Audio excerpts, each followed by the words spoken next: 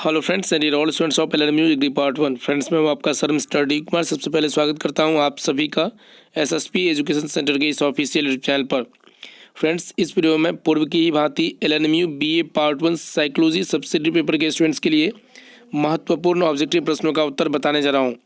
दोस्तों मैं आपको पहले ही जानकारी दे दूँ, इससे पहले मैंने आप सभी को साइकोलॉजी सब्सिडी पेपर से 4 वीडियो प्रोवाइड करवा दिया हूँ। ये आपका 5वां वीडियो है और इसके बाद हो सकता है तो 1 से 2 वीडियो और भी आपके एग्जाम तक प्रोवाइड करवा दिया जाए। तो अगर आप इस चैनल पर नए हैं, इसी प्रकार से वीडियो की नोटिफिकेशन अप टू डेट प्राप्त करना चाहते हैं तो आप चैनल को अवश्य सब्सक्राइब करके रखिएगा और जो बगल में घंटे की निशान दिखेगी उसे भी दबाकर ऑल नोटिफिकेशन ऑन करके रखिएगा ताकि जो इसकी आंसर की अपलोड की जाएगी उसकी नोटिफिकेशन आपको मिल जाएगी। तो चलिए बिना समय वेस्ट के क्वेश्चंस को देखते हैं। आपका 151 नंबर क्वेश्चन जो है, उद्दीपन की उन विशेषताओं को जिनके कारण व्यक्ति उस पर ध्यान देता है क्या कहते हैं? तो उसको जो है उसको वस्तुनिष्ठ निर्धारक कहते हैं। ऑप्शन नंबर ख उत्तर हो जाएगा। 152 नंबर प्रश्न है, अवधान देने वाले व्यक्ति की मनोवैज्ञानिक अवस्था को क्या कहते हैं? तो अवधान देने वाले व्यक्ति की मनोवैज्ञानिक अवस्था को जो है आत्मनिष्ठ कहते हैं। ऑप्शन नंबर क इसका उत्तर हो जाएगा। दोस्तों अगर आपको इसका पीडीएफ चाहिए तो आप लोग इस वीडियो के डिस्क्रिप्शन बॉक्स में जिस ग्रुप का टेलीग्राम ग्रुप का लिंक है उसमें आप क्लिक करके अवश्य जुड़ जाइएगा ताकि वहाँ पे आपको पीडीएफ जो है वो प्रोवाइड करवा दी जाएगी। 153 नंबर क्वेश्चन है, पढ़ते समय आपका ध्यान बगल में बजते लाउड स्पीकर के गाना पर जो है चला जाता है, इसे किस प्रकार का अवधान कहेंगे? तो इसे जो है आप कहेंगे अनैच्छिक अवधान, बिना इच्छा का अवधान। तो अनैच्छिक अवधान ऑप्शन नंबर ग हो जाएगा। 154 नंबर प्रश्न है, ईएसपी को वैज्ञानिक स्वरूप किसने दिया है? तो ईएसपी को वैज्ञानिक स्वरूप जेबी राइन ने दिया है। ऑप्शन नंबर क इसका उत्तर हो जाएगा। उसके बाद 155 नंबर प्रश्न है, निम्न कथनों में कौन सही है? निम्न कथनों में कौन सही है? आपके 4 कथन दिए गए हैं जिसमें आपका क जो है प्रत्यक्ष एक ज्ञानात्मक मानसिक प्रक्रिया है, यह आपका कथन सही है। ऑप्शन नंबर क उत्तर हो जाएगा। उसके बाद 156 नंबर प्रश्न है, प्रत्यक्षीकरण में संगठन के महत्व पर किसने बल दिया? तो संगठन के महत्व पर जो बल दिए हैं वो आपका वारदाइमर ने दिए है, वारदाइमर ने। ये जो है गेस्टाल्ट मनोवैज्ञानिक है। तो प्रत्यक्षीकरण में संगठन के महत्व पर किसने बल दिया है? तो वारदाइमर ने दिया है। क इसका उत्तर हो जाएगा। उसके बाद 157 नंबर प्रश्न है, प्रत्यक्षण कौन सी मानसिक क्रिया है? तो प्रत्यक्षण जो है वो आपका जटिल मानसिक प्रक्रिया है। ऑप्शन नंबर ख इसका उत्तर हो जाएगा। उसके बाद आगे 158 नंबर क्वेश्चन है, प्रत्यक्षण के द्वारा किसका ज्ञान होता है? तो प्रत्यक्षण के द्वारा जो है वो उद्दीपन का ज्ञान होता है, जिसको आप स्टिमुलस कहते हैं अंग्रेजी में। तो उद्दीपन का जो है ज्ञान होता है प्रत्यक्षण के द्वारा। प्रत्यक्षण के द्वारा किसका ज्ञान होता है? दोबारा जो है क्वेश्चन रिपीट किया गया है लेकिन अलग अलग चीज़ें हैं। उद्दीपन पहले तो अब उद्दीपन को होता है, दूसरा उसकी अनुपस्थिति का ज्ञान होता है। फिर आगे देख सकते हैं आप 160 नंबर क्वेश्चन कि ज्ञानेंद्रियां से शुरू होकर मस्तिष्क तक होने वाली मानसिक प्रक्रिया मानसिक क्रिया को क्या कहते हैं? तो ज्ञानेंद्रिया से शुरू होकर मस्तिष्क तक होने वाली मानसिक क्रिया को आप ग्राहक क्रिया कहते हैं। ऑप्शन नंबर घ इसका उत्तर हो जाएगा। 161 नंबर क्वेश्चन है, फूल को देखकर फुलवारी की याद किस मानसिक क्रिया के द्वारा होती है? तो ये जो होती है ये आपका प्रतीकात्मक प्रक्रिया द्वारा होती है। ग इसका उत्तर हो जाएगा। 162 नंबर प्रश्न है, भ्रम किसी वस्तु का कैसा ज्ञान है? भ्रम किसी वस्तु का कैसा ज्ञान है? तो ये आपका गलत ज्ञान है। भ्रम होना मतलब ये गलत ज्ञान है। ऑप्शन नंबर क इसका उत्तर हो जाएगा। उसके बाद आगे 163 नंबर क्वेश्चन है कि उद्दीपन के सही ज्ञान नहीं मिलने को क्या कहते हैं? तो उद्दीपन के सही ज्ञान नहीं मिलने को ही तो भ्रम कहते हैं, गलत ज्ञान है। गलत ज्ञान का होना भ्रम। ऑप्शन नंबर ग इसका उत्तर हो जाएगा। फिर आगे बढ़ते हैं, देखते हैं 164 नंबर प्रश्न। 164 नंबर प्रश्न जो है, संरचनावादी सिद्धांत का प्रतिपादन किसने किया? तो संरचनावादी सिद्धांत का प्रतिपादन जो है वो आपका इसमें ऊंट तो नहीं किया है, टिचनर नहीं किया है, दोनों नहीं हो जाएगा, इनमें से कोई नहीं। इसमें वैज्ञानिक का नाम नहीं दिया है कि संरचनावादी सिद्धांत का प्रतिपादन किसने किया है। उसके बाद है आगे 165 नंबर क्वेश्चन, किसके अनुसार प्रत्यक्षीकरण संवेदना और अर्थ का योगफल है? कहता है किसके अनुसार प्रत्यक्षीकरण संवेदना और अर्थ का योगफल है? तो ये आपका संरचनावाद के अनुसार। आगे 166 नंबर क्वेश्चन है, गेस्टाल्टवाद के संस्थापक कौन है? तो गेस्टाल्टवाद के संस्थापक ये बराबर क्वेश्चन में पूछे गए हैं, वर्दाइमर, जहाँ पे वर्दीमर यहाँ पे लिखा गया ऑप्शन नंबर ग। तो इसका आंसर ऑप्शन नंबर ग हो जाएगा। उसके बाद 167 नंबर क्वेश्चन है, इनमें से कौन गेस्टाल्टवादी कहता है गेस्टाल्टवादी कौन है? तो देखिए 3 वैज्ञानिक थे, वर्दीमर, कोफका और कोहलर, ये तीनों जो है गेस्टाल्टवादी हैं। ऑप्शन नंबर घ इसका उत्तर हो जाएगा, जिसमें महत्वपूर्ण रोल जो है वो वर्धाइमर का रहा है। जो भी मनोवैज्ञानिक तरीके से जो भी डेवलपमेंट हुआ है और उसमें उसमें जो भी रिसर्च हुआ है। 168 नंबर क्वेश्चन है कि किसने प्रत्यक्षण में वस्तु के आकार और पृष्ठभूमि के संगठन को महत्व दिया है।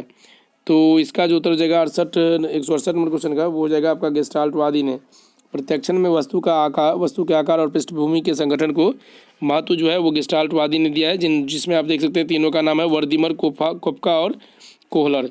169 नंबर क्वेश्चन है व्यवहारवाद के प्रणेता कौन हैं।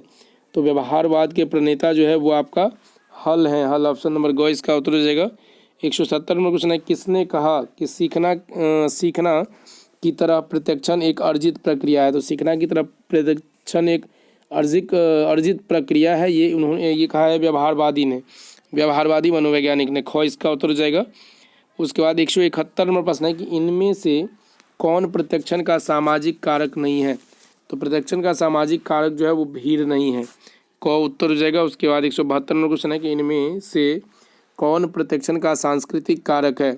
तो सांस्कृतिक कारक जो है प्रत्यक्षण का सांस्कृतिक कारक भ्रम है, ऑप्शन नंबर क उत्तर हो जाएगा। उसके बाद 172 नंबर क्वेश्चन है चेरी द्वारा चयनात्मक क्षेत्र में महत्वपूर्ण प्रयोग किया गया, इनके प्रयोग से किस तरह के कार्य करने के लिए प्रयोज्यों को दिया गया था। तो ये हो जाएगा आपका कार्य जो है द्विविभाजित सुनने का कार्य, ख इसका उत्तर हो जाएगा। उसके बाद 174 नंबर प्रश्न है चयनात्मक अवधान के मार्ग विरोधी सिद्धांत के अनुसार निम्नांकित में से कौन सा कथन सत्य है। तो ये जो आपका कथन है वो आपका क चयनात्मक अवधान का कारण सूचना संसाधन के क्षेत्र में एक तरह का जो है उत्पन्न रुकावट होता है। चयनात्मक अवधान का कारण सूचना संसाधन के क्षेत्र में एक तरह का उत्पन्न रुकावट होता है, ये क ही जो है आपका सही है कथन। आगे आप 175 नंबर प्रश्न देख सकते हैं चयनात्मक अवरोध के सिद्धांतों में सबसे पहला सिद्धांत किनके द्वारा प्रतिपादित किया गया है था। तो ये आपका ब्रॉड बैंड के द्वारा किया गया था, ब्रॉड बैंड, ख इसका उत्तर हो जाएगा। उसके बाद आगे देखते हैं 176 नंबर प्रश्न है कि फिल्टर तनुकरण मॉडल के अनुसार निम्नांकित में से कौन कथन सत्य है। तो फिल्टर तनुकरण मॉडल के अनुसार कौन सा कथन सत्य है। ये आपका क सत्य है, सूचना संसाधन में अवरुद्धता प्रारंभ में उत्पन्न न होकर बाद में उत्पन्न होना है, तो क इसका उत्तर हो जाएगा। उसके बाद 177 नंबर प्रश्न है नॉर्मन एवं बोब्से मॉडल के अनुसार निम्नांकित में से कौन कथन सत्य है। तो साधन सीमित कार्य पर अभ्यास का प्रभाव काफ़ी पड़ता है, तो ये ख इसका ऑप्शन सही है। उसके बाद 178 नंबर प्रश्न है दीर्घीकृत अवधान के क्षेत्र में किए गए प्रयोगों के आलोक में निम्नांकित में से कौन सा कथन सत्य है। तो ये आपका दीर्घीकृत अवधान एक तीव्र क्रिया है जिसमें व्यक्ति को काफ़ी मानसिक प्रयास करना पड़ता है, तो क इसका ऑप्शन सही होगा। उसके बाद 179 नंबर प्रश्न है निम्नांकित में किस अवधान में व्यक्ति किसी वस्तु पर ध्यान दे पाता है तथा लंबे समय तक उस वस्तु के प्रति सतर्कता बनाकर रख पाता है। तो ये अविच्छिन्न ध्यान में, ख इसका उत्तर हो जाएगा। 180 नंबर प्रश्न है कि अविच्छिन्न अवधान के दौरान प्रयोज्य का व्यवहार कई कार्य संगत अवस्थाओं में बंट जाता है, निम्नांकित में से कौन सी अवस्था को उन अवस्थाओं में सम्मिलित नहीं किया जा सकता है। तो ये अवस्था आपका है प्रत्याशा की अवस्था, घ इसका उत्तर हो जाएगा। उसके बाद 181 नंबर प्रश्न है कि निम्नांकित में कहता है अविच्छिन्न अवधान के कई सिद्धांत हैं, निम्नांकित में से कौन ऐसे अवधान का सिद्धांत नहीं है। तो अवधान का सिद्धांत जो नहीं है वो आपका 181 का जो आंसर हो जाएगा मैं आपको बता दूं तो इसका हो जाएगा ब्रॉड बैंड फिल्टर सिद्धांत, घ इसका उत्तर हो जाएगा। उसके बाद 182 नंबर क्वेश्चन है अविच्छिन्न अवधान के प्रत्याशा सिद्धांत के अनुसार किसी उद्दीपन या संकेत को पहचानने की क्षमता तथा प्रयोज्य के प्रत्याशा स्तर में किस तरह का संबंध होता है। तो ये धनात्मक संबंध होता है, क इसका उत्तर हो जाएगा। 183 नंबर प्रश्न है अविच्छिन्न अवधान कई कारकों से प्रभावित होता है, अविच्छिन्न अवधान जो है कई कारकों से प्रभावित होता है, निम्नांकित में से किसे उन कारकों की सूची में नहीं रखा जा सकता है। तो ये आपका है अनुक्रिया चयन, घ इसका उत्तर हो जाएगा। 184 नंबर प्रश्न है मनोवैज्ञानिकों द्वारा किए गए अध्ययनों से यह स्पष्ट हुआ है कि अविच्छिन्न अवधान प्रयोग में श्रवण उद्दीपकों की पहचान दृष्टि से उद्दीपकों की तुलना में क्या होता है तो श्रेष्ठ होता है। मनोवैज्ञानिकों द्वारा किए गए अध्ययनों से स्पष्ट हुआ है कि अविच्छिन्न अवधान प्रयोग में श्रवण उद्दीपकों की पहचान की दृष्टि जो है वो उद्दीपकों की तुलना में श्रेष्ठ होता है। वो क उत्तर हो जाएगा। 185 नंबर क्वेश्चन है, सामयिक तथा स्थानिक कारकों को अविच्छिन्न अवधान का कौन सा कारक माना गया है? तो ये द्वितीय कोटि का कारक माना गया है। ख इसका उत्तर हो जाएगा। उसके बाद आगे बढ़ते हैं, देखते हैं 186 नंबर प्रश्न। 186 नंबर प्रश्न है, नए वैज्ञानिक प्रयोगों से यह स्पष्ट हुआ है कि परिणाम ज्ञान से अविच्छिन्न अवधान के दौरान प्रयोज्य के निष्पादन में वृद्धि होती है। प्रयोज्य के निष्पादन में वृद्धि होती है। आगे आप देख सकते हैं, हेब के कार्य का संबंध अविच्छिन्न ध्यान के निम्नांकित में से किस सिद्धांत से है? तो ये जो है आपका उत्तेजन सिद्धांत से है। गौश का उत्तर हो जाएगा। उसके बाद आगे आप देख सकते हैं 188 नंबर प्रश्न, अविच्छिन्न अवधान के उत्तेजन सिद्धांत के अनुसार अविच्छिन्न अवधान कार्य के नीरस पहलुओं का प्रभाव से सतर्कता के स्तर में क्या होती है तो कमी होती है। ऑप्शन नंबर क इसका उत्तर हो जाएगा। 189 नंबर प्रश्न है, जेन मैकवर्थ के द्वारा प्रतिपादित अविच्छिन्न अवधान के अभ्यसन सिद्धांत का आधार निम्नांकित में से कौन सा है? तो यह आपका पुनरावृत्ति उत्तेजनों के कारण स्नायविक अनुक्रियाशीलता में कमी आती है। ख इसका उत्तर हो जाएगा। उसके बाद आगे 190 नंबर प्रश्न, गेस्टाल्ट मनोवैज्ञानिकों के अनुसार प्रत्यक्षात्मक संगठन का स्वरूप कैसा होता है? तो ये जो स्वरूप होता है वो आपका यहाँ पे देख सकते हैं, इसका स्वरूप जो होता है ये आपका जन्मजात होता है। गेस्टाल्ट मनोवैज्ञानिकों के अनुसार प्रत्यक्षात्मक संगठन का स्वरूप कैसा होता है? तो जन्मजात होता है। उसके बाद 190 नंबर प्रश्न है, 191 नंबर है, व्यवहारवादियों के अनुसार प्रत्यक्षात्मक संगठन का स्वरूप किस तरह का होता है? तो ये जो है आपका अर्जित होता है। व्यवहारवादियों के अनुसार अर्जित और गेस्टाल्ट मनोवैज्ञानिकों के अनुसार जन्मजात, ये आपको याद रखना है। उसके बाद 192 नंबर प्रश्न है कि निम्नांकित में से किसे प्रत्यक्षात्मक संगठन के नियम में शामिल नहीं किया जा सकता है? तो ये आपका अभ्यास का नियम जो है प्रत्यक्षात्मक संगठन के नियम में शामिल नहीं किया जा सकता है। 193 नंबर प्रश्न है, पैवलोव के अनुसार निम्न में से कौन एक प्रबलन है? तो प्रबलन जो है वो अनुकूलित उत्तेजना, ऑप्शन नंबर ख उत्तर हो जाएगा। उसके बाद 194 नंबर प्रश्न है कि निम्न कथनों में कौन सही है? तो निम्न कथनों में जो सही है वो है आपका शिक्षण एक भावात्मक प्रक्रिया है। क इसका उत्तर हो जाएगा। उसके बाद 195 नंबर क्वेश्चन है, किसने कहा सूझ क्रमिक तथा क्रमबद्ध होती है? किसने कहा सूझ क्रमिक तथा क्रमबद्ध होती है? ये कोहलर ने कहा है। ऑप्शन नंबर क उत्तर हो जाएगा। उसके बाद 196 नंबर क्वेश्चन है, थॉर्नडाइक के अनुसार सीखने के कितने प्राथमिक नियम हैं? सीखने के कितने प्राथमिक नियम हैं? तो ये आपके थॉर्नडाइक के अनुसार 3 नियम है। घ उत्तर हो जाएगा। 197 नंबर प्रश्न है कि प्रभाव प्रसार का संबंध है। तो प्रभाव प्रसार का संबंध जो है वो प्रत्ययन तथा भूल सिद्धांत से है। तो ख इसका उत्तर हो जाएगा। उसके बाद 198 नंबर प्रश्न है, सुल्तान नामक वनमानुष पर किसने प्रयोग किया? ये बहुत ही महत्वपूर्ण क्वेश्चन है। सुल्तान नामक जो वनमानुष था इस पे कोहलर ने प्रयोग किया था। ऑप्शन नंबर घ इसका उत्तर हो जाएगा। उसके बाद आगे आप देख सकते हैं 199 नंबर क्वेश्चन है कि कोहलर ने अपना प्रयोग किया।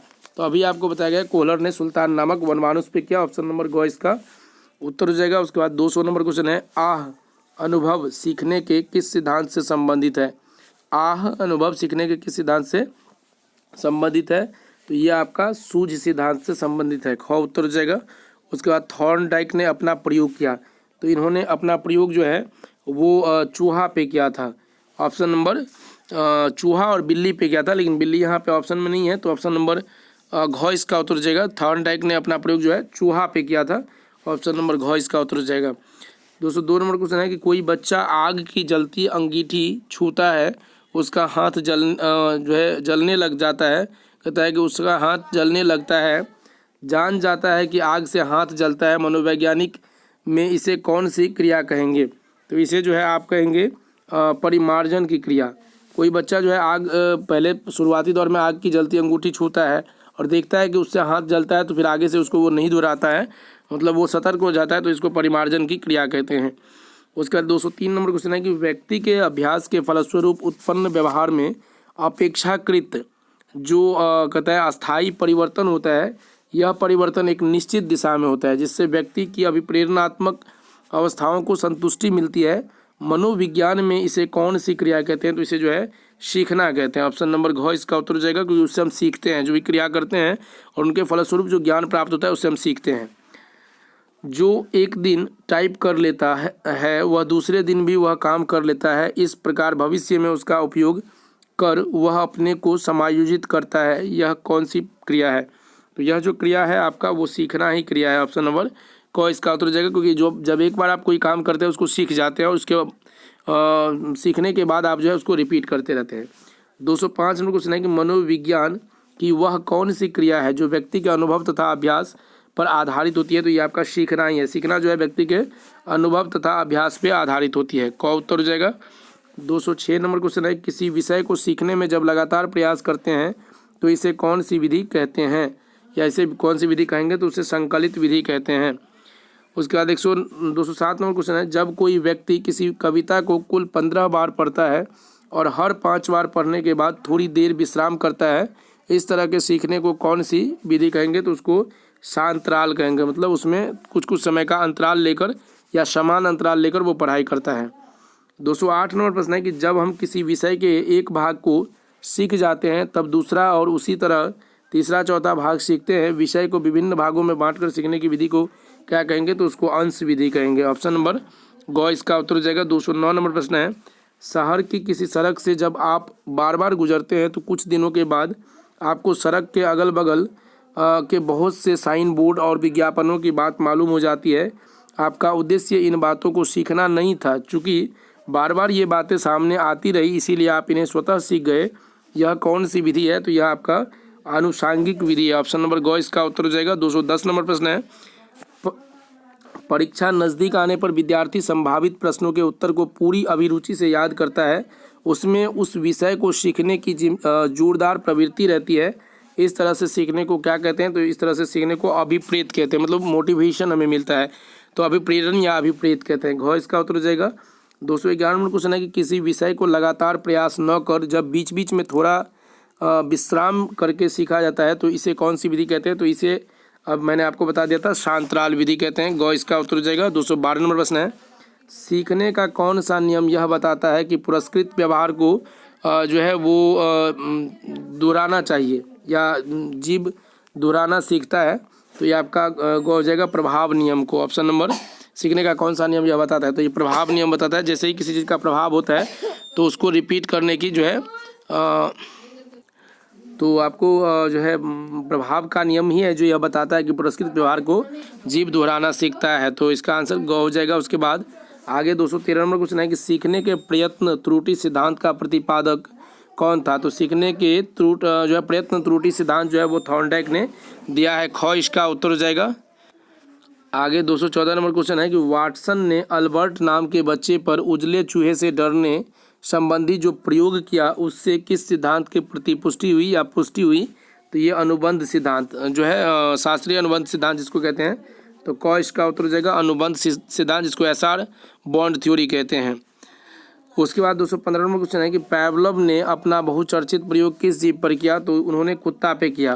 पैवलव ने अपना बहुचर्चित प्रयोग जो है वो कुत्ते पे किया। ऑप्शन नंबर घ इसका उत्तर हो जाएगा।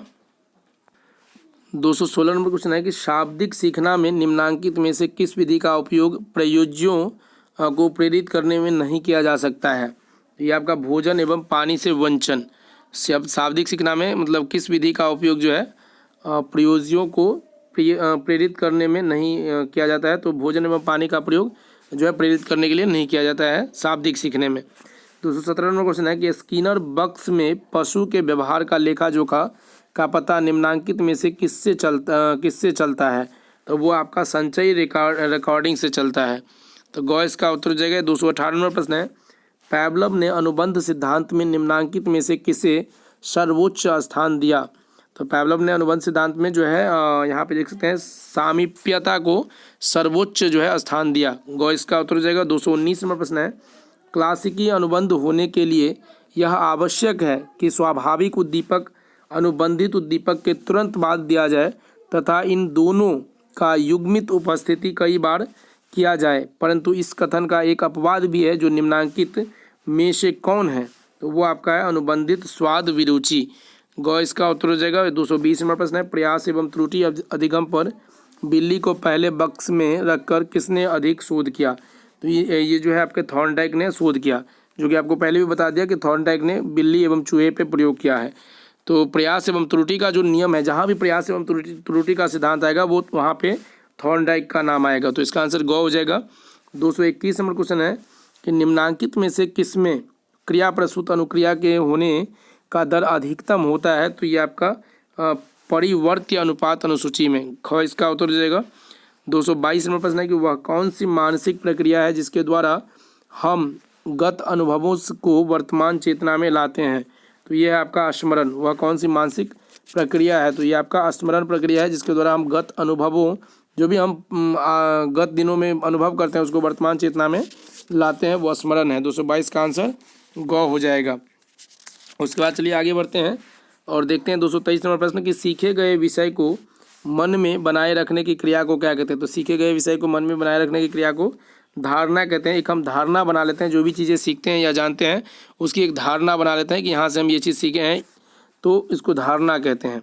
224 नंबर प्रश्न है कि किसी विषय के अनुभव को विषय की अनुपस्थिति में चेतना में आने की प्रक्रिया को क्या कहते हैं? तो ये जो 224 का आंसर होगा आपका वो हो जाएगा ख, पुनः स्मरण। फिर से आप उसे लाते हैं, पुनः लाते हैं, तो पुनः स्मरण। किसी विषय के अनुभव को विषय की अनुपस्थिति में चेतना में लाते हैं, मतलब आप उसको उसके बारे में सोचते हैं, उसको चेतना में लाते हैं, तो उसको पुनः स्मरण कहते हैं। 225 में क्वेश्चन है कि अपरिचित उद्दीपनों से परिचित उद्दीपनों को अलग करने अथवा पहचानने की प्रक्रिया को क्या कहते हैं? तो इसको जो है आप कहते हैं प्रत्यभिज्ञा। प्रत्यभिज्ञा। घ इसका उत्तर हो जाएगा। 226 में क्वेश्चन है कि स्मरण एक रचनात्मक प्रक्रिया है, यह किसने कहा? स्मरण एक रचनात्मक प्रक्रिया है, ये जो है बार्टलेट ने कहा है। ऑप्शन नंबर ख इसका उत्तर हो जाएगा बार्टलेट। आगे आप 227 में क्वेश्चन देख सकते हैं, जिस स्मृति का सत्ता काल छोटा होता है, जिस स्मृति का सत्ता काल छोटा होता है तथा जिसकी क्षमता सीमित होता है उसे क्या कहते हैं? तो उसे जो है आप कहते हैं यहाँ पे अल्पकालीन स्मृति कहते हैं। गौ इसका उत्तर हो जाएगा। उसके बाद 228 नंबर प्रश्न है, दीर्घकालीन स्मृति में कोई विषय घंटों, दिनों, वर्षों या जीवन भर के संचित रहता है, ऐसा किसने कहा है? तो ऐसा जो कहा है वो आपका मार्गन तथा किंग ने कहा है। घ इसका उत्तर हो जाएगा। 229 नंबर प्रश्न है, धारणा की क्रिया के दौरान मस्तिष्क में क्या होता है? तो इसके दौरान जो है मस्तिष्क में स्मृति चिन्ह बनते हैं। क इसका उत्तर हो जाएगा। जिस चीज़ के ऊपर हम धारणा करते हैं उसकी स्मृति चिन्ह बनते हैं। 230 नंबर क्वेश्चन है, एबिंगहॉस के अनुसार विस्मरण प्रक्रिया की गति कैसी होती है, कैसी रहती है? तो वो बाद में जो है तेज रहती है। जो एबिंगहॉस के अनुसार है वो विस्मरण प्रक्रिया की गति जो है बाद में तेज रहती है, वो ऑप्शन नंबर घ इसका आंसर जगह। 231 नंबर प्रश्न है, विस्मरण एक निष्क्रिय मानसिक क्रिया है, क्योंकि जो है समय अंतराल के कारण जो है प्रयोज्य भूल जाता है, समय अंतराल के कारण प्रयोज्य भूल जाता है। उसके बाद 232 नंबर प्रश्न है कि विस्मरण को एक सक्रिय मानसिक क्रिया मानते हुए उसमें दमन का जो है सबसे अधिक प्रभाव किसने बताया? तो दमन का सबसे अधिक प्रभाव जो है वो फ्रायड ने बताया। ऑप्शन नंबर घ इसका उत्तर हो जाएगा। उसके बाद 233 नंबर क्वेश्चन है कि धारणा की माप कैसे होती है? तो धारणा की माप जो है वो पुनः स्मरण से होती है, प्रत्यभिज्ञा से होती है और पुनः सीखना से होती है। तो तीनों से ऑप्शन नंबर घ इसका उत्तर हो जाएगा। उसके बाद आगे बढ़ते हैं 234 नंबर प्रश्न, किसने विस्मरण को एक निष्क्रिय मानसिक प्रक्रिया के रूप में जो है परिभाषित किया है? किसने विस्मरण को एक निष्क्रिय मानसिक प्रक्रिया के रूप में परिभाषित किया है? तो ये आपके हैं एबिंगहॉस। ऑप्शन नंबर क इसका उत्तर हो जाएगा। उसके बाद 235 नंबर क्वेश्चन है कि स्मरण की पहली प्रक्रिया है, स्मरण की पहली प्रक्रिया जो है वो आपका अधिगम है। ग इसका उत्तर हो जाएगा। 236 नंबर क्वेश्चन है कि हम भूलते हैं क्योंकि हम भूलना चाहते हैं, या किसने कहा? हम भूलते हैं क्योंकि हम भूलना चाहते हैं, ये जो है आपके फ्रायड ने कहा है। फ्रायड मनोवैज्ञानिक है, उन्होंने कहा है। धारणा के कितने परीक्षण हैं? तो धारणा के 4 परीक्षण है। ऑप्शन नंबर ख उत्तर हो जाएगा। उसके बाद 238 नंबर प्रश्न है कि विस्मरण एक सक्रिय मानसिक प्रक्रिया है, यह किसने कहा? तो विस्मरण एक सक्रिय मानसिक प्रक्रिया है, यह एबिंगहॉस ने कहा है। ख इसका उत्तर हो जाएगा। 239 नंबर क्वेश्चन है कि निम्न में से धारण का सबसे अधिक विश्वसनीय परीक्षण है। तो धारण का सबसे अधिक विश्वसनीय परीक्षण जो है वो आपका प्रत्यावाहन है, प्रत्यावाहन। क इसका उत्तर हो जाएगा। उसके बाद 240 नंबर प्रश्न है कि किसने कहा कि अल्पकालीन स्मृति अकटिबद्ध होती है? किसने कहा कि अल्पकालीन स्मृति जो है वो अकटिबद्ध होती है? ये आपके यहाँ पे ऑप्शन में तो है ही नहीं, मिलनर, गुडमैन, इनमें से कोई नहीं हो जाएगा। घ इसका उत्तर हो जाएगा। उसके बाद आगे देखते हैं 241 नंबर प्रश्न, निम्न कथनों में कौन गलत है? निम्न कथनों में कौन गलत है? तो इसमें आपका देख सकते हैं कि कथन ये तो स्मरण एक मानसिक प्रक्रिया है, ये सही है। उसके बाद यह एक यह ज्ञानात्मक मानसिक प्रक्रिया है, यह भी सही है। यह जटिल मानसिक प्रक्रिया, यह भी सही है। मतलब स्मरण जो है यहाँ पे कहता है कि निम्न कथनों में कौन, तो यह एक भावात्मक प्रक्रिया है, ये बिल्कुल गलत है। तो इसका आंसर कथन गलत पूछा गया है, तो घ हो जाएगा। स्मरण के बारे में, स्मरण जो है एक भावात्मक प्रक्रिया नहीं है इसमें, जबकि दिया गया है भावात्मक प्रक्रिया, तो ये आपका ऑप्शन नंबर घ आंसर हो जाएगा। ये कथन गलत है। 242 नंबर क्वेश्चन है कि अल्पकालीन स्मृति का सत्ता काल है।